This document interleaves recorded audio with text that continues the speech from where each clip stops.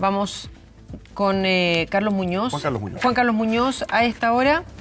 Director del Centro de Desarrollo Urbano Sustentable. Juan Carlos, muchísimas gracias por acompañarnos. Muy buenos días. Mauricio, Carola, muchas gracias por invitarme. Buenos días. Juan Carlos, a ver, la situación respecto de los transportes. Estábamos recién hablando de estos buses que se están poniendo, buses gratuitos. ¿Estuviste a cargo del metro durante...? No, fui miembro del directorio del metro durante 3 años. Durante 3 años. ¿Cómo se ve las reacciones que tenemos sobre una destrucción que fue importante? Hoy está funcionando la línea 1, hoy hemos visto que la gente aparentemente ha podido dentro de todo movilizarse con las medidas de contingencia que se han dispuesto.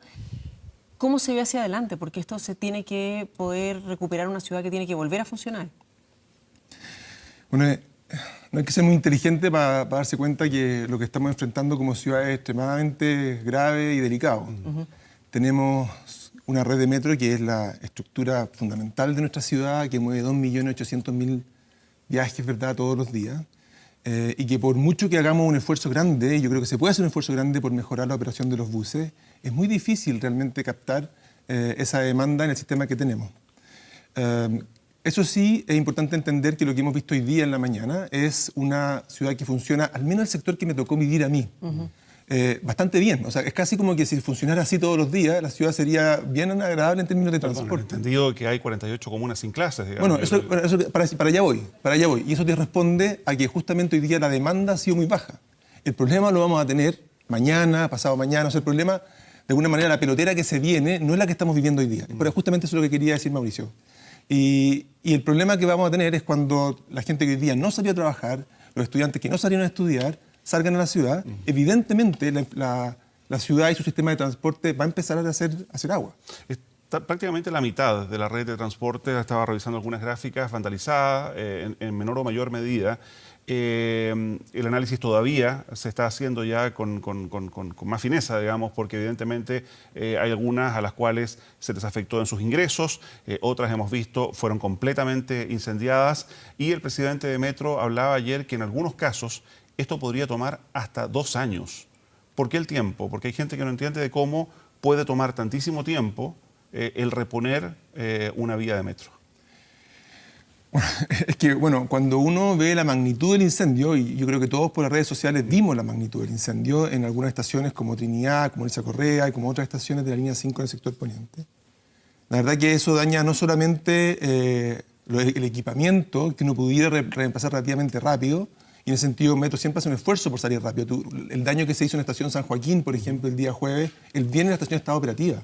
O sea, hay un esfuerzo de la empresa de poder estar dando el servicio lo más rápido posible. Luis de Granchi, perdón, dividía el equipamiento en líneas, trenes y estaciones, pero también está toda la parte de la electrónica, ¿no? Absolutamente, eso para allá iba. Todo el sistema de control, todo el sistema que permite que los trenes funcionen adecuadamente, que sean abastecidos con energía, y al mismo tiempo que funcionen. Yo creo que el daño que se tiene que haber hecho en algunas de las estaciones es brutal, y por lo tanto no estoy en condiciones de poder decir si estos son 3 meses o 2 años. Me imagino que para eso la persona más adecuada es el presidente de Metro y su equipo, pero evidentemente esto es una intervención, un daño que se le ha hecho a la ciudad extremadamente severo, y lo más triste es que al final las personas más afectadas son las personas de menor ingreso socioeconómico, ¿verdad? O sea, los sectores populares que viven en la periferia son los que están más dañados. La línea 4, me imagino yo que todo el tramo norte de la línea 4 probablemente va a poder empezar a operar mucho antes que lo que vamos a tener el sector sur, que va de Puente Alto hasta Maculo, hasta Vicente Valdés. Ese es el tramo más dañado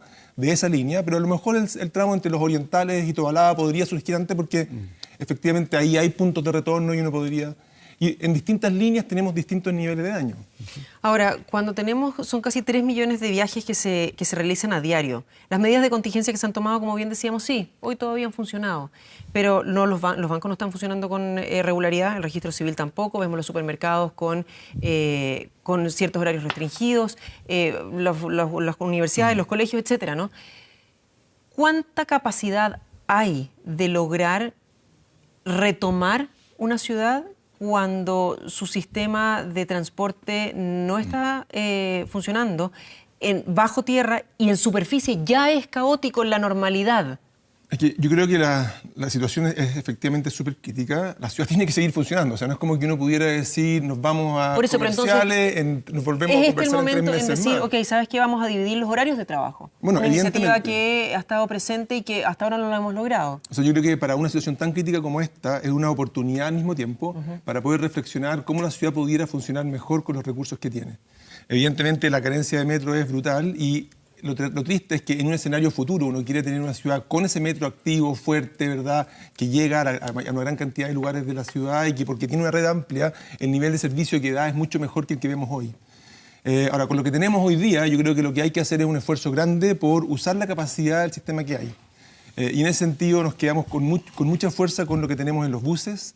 Los buses, para que den mayor capacidad, tenemos 2 alternativas, la verdad. Una es aumentar la cantidad de buses, y es parte de lo que se ha estado haciendo. Traer más buses a la ciudad, recuperar algunos que estaban dejados de lado. Este es el momento de poder poner todos ellos a operar. Y lo segundo, para que un bus dé una buena alta capacidad, es que dé una alta frecuencia. O sea, si pasa el mismo bus, da una vuelta a la hora, es la mitad de frecuencia si da una vuelta cada media hora.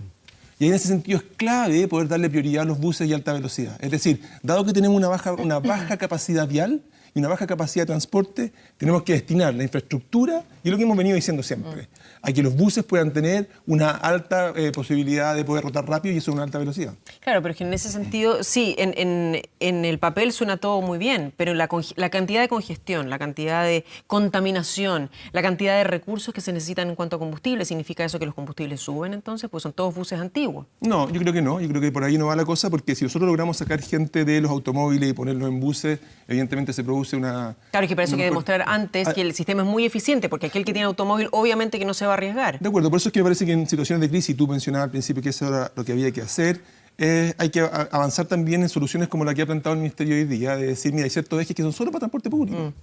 Y por lo tanto, ahí es donde vamos a tener alta capacidad y vamos a hacer un esfuerzo por poder darle una solución a la gente que se quedó sin su modo de transporte, que era el metro, y poder avanzar mucho más rápido. Ahora, también están por el lado de la demanda, como tú decías, gestión que podemos hacer. O sea, es decir, poder ver cómo podemos distribuir mejor la entrada a los colegios, la entrada a las universidades, la entrada a los puestos de trabajo, de modo que no tener estos pics tan pronunciados en que estamos todos afuera y en que la congestión es severísima. Porque una cosa adicional que tiene la congestión es 2 cosas, que cuando los vehículos andan lento, contaminan más. Por lo tanto, cuando yo te digo que estos buses van a andar más rápido, por kilómetro van a contaminar menos, ¿sí?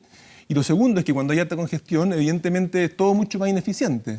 Por lo tanto, es clave hacer esfuerzos grandes, y yo estoy de acuerdo contigo, Carolina, de no solamente poner la mirada en qué está pasando en términos de la movilidad de los vehículos, sino también cómo gestionamos la ciudad de modo de poder entregar una menor concentración de los viajes. Juan Carlos, como ex miembro del directorio de Metro, hablemos un minuto de tarifas. Entendemos claramente que esto fue lo que gatilló las protestas de la semana pasada. Sabemos que hoy día las demandas van mucho más allá, digamos, de lo que pueda finalmente terminar decidiendo la autoridad en conjunto con el Poder Legislativo respecto del pasaje del Metro en particular. Pero ¿es posible hoy día establecer, o de la época en que integraba el directorio de Metro, cuál es el valor con el cual Metro opera?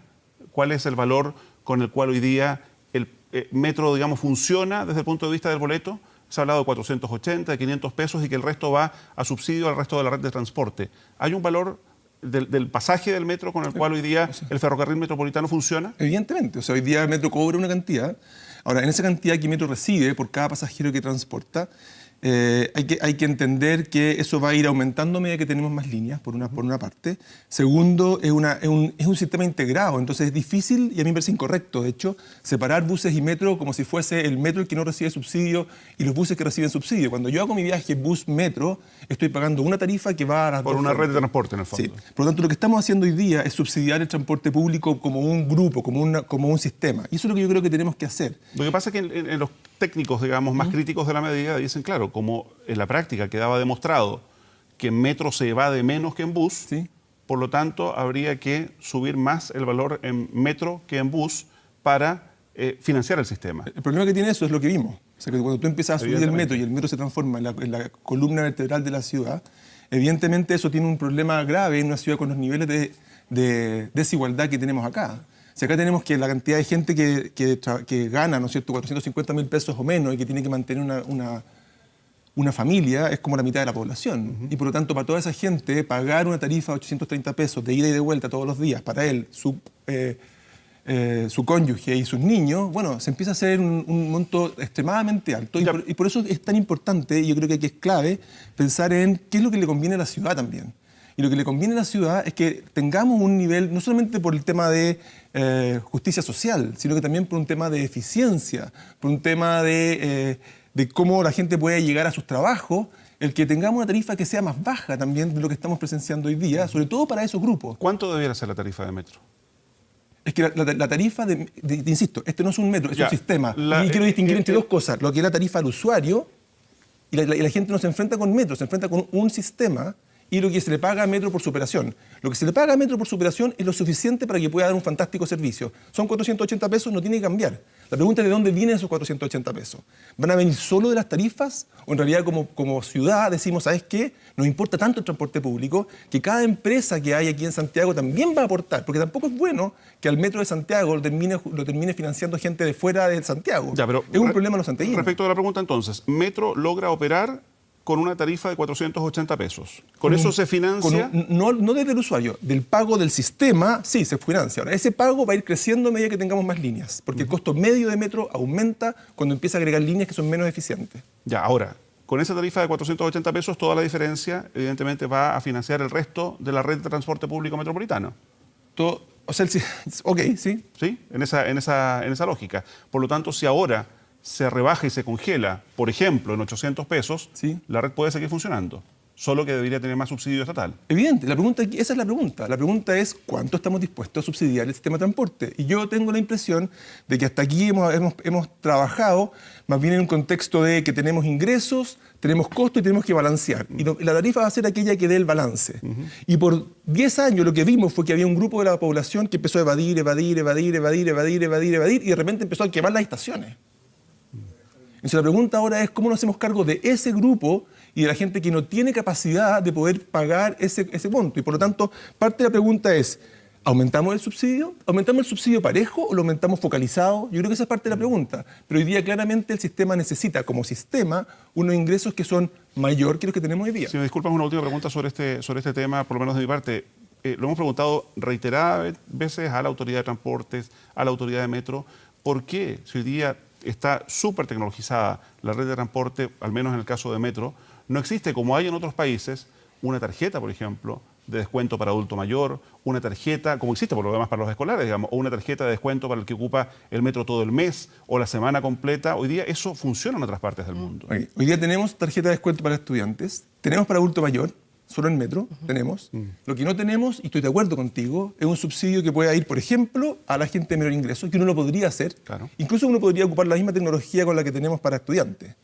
Y lo que sí es súper interesante, que tú lo mencionas, es si nosotros pudiéramos avanzar en tener, por ejemplo, pases semanales, mensuales, de año. Fíjate que Metro Valparaíso lo tiene. En que uno pueda fidelizar más al usuario por medio de una tarifa que sea un poco menor. Y ese pase incluso es más. Uno podría hacer un espacio de acuerdo con las empresas, de modo que sean las empresas las que digan, oye, yo parte de mi beneficio es que a todos mis trabajadores le doy un pase mensual para que se puedan mover en transporte público y de esa manera contribuyo directamente en el sistema. ¿Por qué no se ha hecho? Mira, la razón para eso es porque no se le ha dado la urgencia necesaria, porque la tarjeta con que partimos trabajando el año 2005-2003 fue la tarjeta que tenía Metro anterior. Es una tecnología muy antigua y que sigue siendo una tecnología básicamente hasta el día de hoy. Y parte del proceso de licitación de las nuevas tecnologías iba a permitir este tipo de nuevos espacios que son fundamentales y clave para poder abrir la cancha respecto a cómo podemos financiar esto en términos de tarifa. Lamentablemente, hasta el día de hoy seguimos con una licitación que por distintas razones ha estado bastante postergada y que es fundamental para poder hacer ese avance que tú mencionas. Ya, o sea que y en este minuto, y siguiendo la misma línea, la posibilidad de soluciones reales, además de congelar la tarifa en este minuto, pero la tarifa por el momento sigue siendo igual. Entonces, la posibilidad de tener este tipo de alternativas con estas tarjetas que son fijas, además que es un monto fijo al mes, aquel usuario que la usa constantemente, por ejemplo, ¿cuándo van a ser posibles? Si están todas las voluntades, ¿si irá a ser netamente un tema tecnológico entonces? Es un tema tecnológico. Ahora, es interesante reconocer que Pretransantiago, no sé si ustedes se acuerdan, pero Metro tenía una cosa que se llama el boleto Metrovalor, que uno pagaba 10 boletos y te regalaban uno. O sea, había un poquito eso de una mirada de descuento. O sea, tenemos alguna experiencia. A mí me parece que es un tema que no se ha tomado en la agenda, el tema del financiamiento, de cómo lograr incorporar este tipo de elementos. La agenda del Ministerio probablemente lo tiene puesto de aquí a 2 años de poder tener una tecnología mejor. La pregunta es si estamos dispuestos a esperar 2 años para poder dilatar medidas que apuntan directo a la fuente y al corazón del problema que estamos viendo. Ya, pero ¿cuánta urgencia se le da? ¿Cuánta inteligencia respecto de anticipar lo que puede pasar se usa o no? ¿O se va reaccionando netamente? Yo creo es que en general el sistema de transporte es gobernado por el Ministerio de Transporte, en que más bien lo que uno hace es administrar la ciudad que ve, administrar los sistemas de transporte que ve, con una mirada hacia adelante, fíjate, solo mirando el tema de transporte. Y la verdad que parte de la crisis que estamos viendo hoy día tiene que ver poco con el sistema de transporte, tiene que ver con cómo está estructurada la ciudad. Con esta ciudad en que la gente tiene que viajar de San Bernardo a Lo Barnechea, que tiene que viajar de Puente Alto a Quilicura, y uno supone que va a poder darle una calidad de vida razonable en el viaje. Absolutamente, pero es que la reestructuración de una ciudad y una planificación urbana lógica, ¿sí? y útil y eficiente es mucho más complejo. A mí me parece que es de la urgencia mayor. O sea, lo que me parece increíble es que llevemos 15, 20 años hablando de que es necesario planificar el transporte y el uso del suelo al mismo tiempo, dejar de permitir que la ciudad se gobierne básicamente por lo que las inmobiliarias van definiendo, por este centro que se nos va hacia el oriente, que ahora vamos a llegar a Estoril y ponemos una línea de metro que lo que hace es llevar a la gente de Renca a Estoril lo más rápido posible. Lo que necesitamos es una capacidad. Fíjate que estamos hablando de poner el hospital donde nadie vive, el hospital del sector norte. Lo estamos poniendo donde se juntan 2 autopistas y donde no hay una casa, teniendo Quilicura con 200.000 personas al lado. O sea, tenemos una carencia de capacidad de planificación de esta ciudad tan grande y lo hemos dejado como que en realidad cualquier cosa de planificación parece como si fuese estalinista, cuando la verdad que las mejores ciudades del mundo tienen una planificación que van definiendo dónde se van poniendo las distintas actividades, de modo que sea una ciudad equitativa y eficiente, que creo que ahí es donde tenemos que trabajar el día de hoy. Estamos a puerta de la elección de gobernadores. Eso no es en 2 años más, en 5 años más, es ahora. Y la pregunta es, ¿qué atribuciones le vamos a dar? Esta es una atribución fundamental. El fondo es decir, señores gobernadores, usted se hace cargo de cómo se gobierna la ciudad. ¿Es razonable crecer como Chicureo? No. No es razonable crecer de esa forma, con un modelo habitacional basado en el automóvil, sin capacidad de transporte público, 0 bicicleta. Tenemos que ponerle mucho más gobernanza a esta ciudad, con mucha más fuerza. Y ese tal vez es el mensaje más importante que tenemos acá. No podemos admitir tener una ciudad en que miles, ¿no es cierto?, cientos de miles de personas tienen que viajar 1 hora y media porque están lejísimo de su puesto de trabajo. Y lo diseñan, como tú dices, las inmobiliarias muchas veces. Muy bien, pues Juan Carlos Muñoz, muchísimas gracias por habernos acompañado. Encantado de estar con Juan ustedes. Carlos, muchas gracias. Muy buenos días.